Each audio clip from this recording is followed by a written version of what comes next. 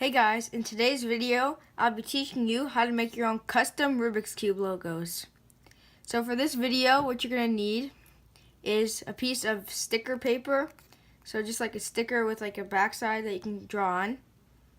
You'll be needing some scissors and a pencil. So the first things you'll need are the pencil and the sticker paper. So what you're going to do is you're going to draw whatever you want.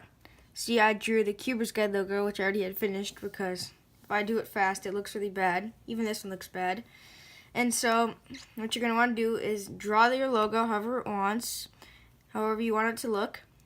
And then, what you're going to do is you're going to color it in and cut it out. Then you can stick it on your Rubik's Cube and have your own design and have your own custom thing.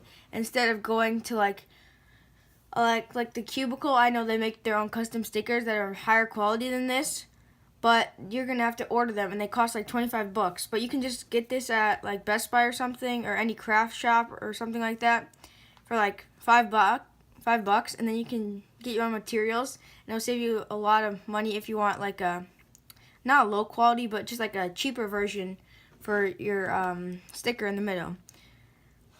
Thank you guys so much for watching. See you guys next time on Cuber's Guide.